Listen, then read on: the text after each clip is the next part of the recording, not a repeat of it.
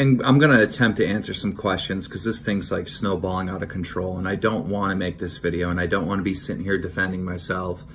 But I have to, because the internet's doing what the internet does. So, you know, a lot of people are looking for someone to blame for the Etika thing, and obviously I'm the target that they've picked, and they're pulling up old tweets where, you know, I'm making some banter jokes about what was going on with Etika and these outbursts and stuff. And they're like, look, you're to blame, Keem, you're to blame.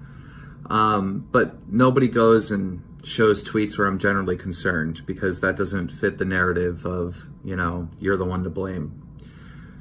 I was generally concerned about what happened with Etika, and when I talked to Etika, he was fine.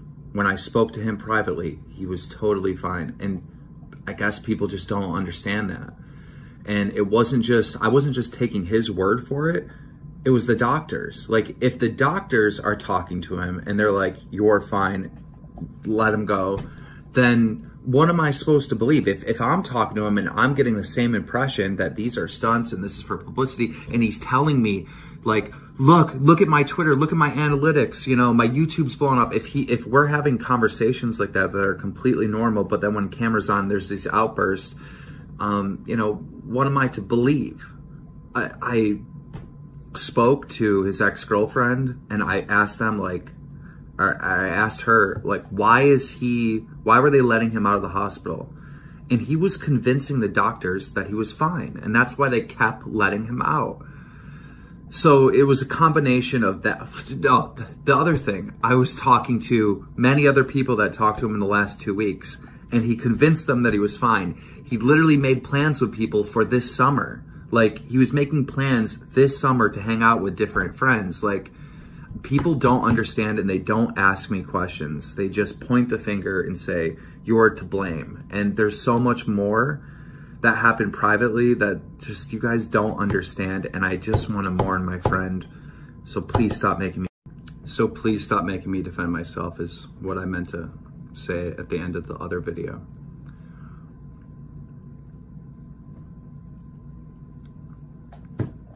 Our thing was being edgy. Like, that was our thing. Like, you know, in our private conversations, we said a lot of edgy shit.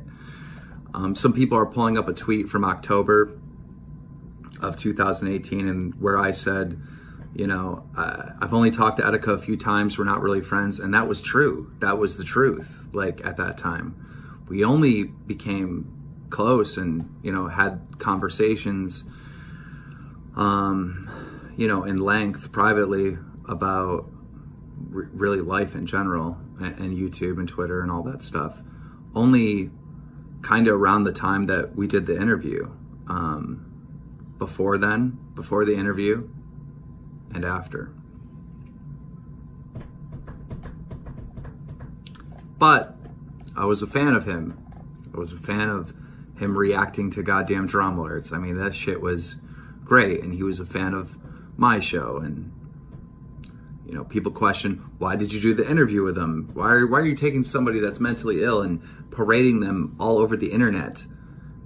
He wanted to come on, and he was normal. Like, I don't know how to explain this. Like,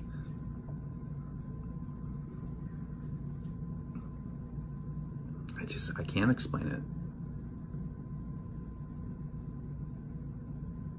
Trust me, I'm beating myself up about a lot of stuff. I am. I could have done this differently. I didn't talk to him in the last 2 weeks. I should have talked to him in the last 2 weeks.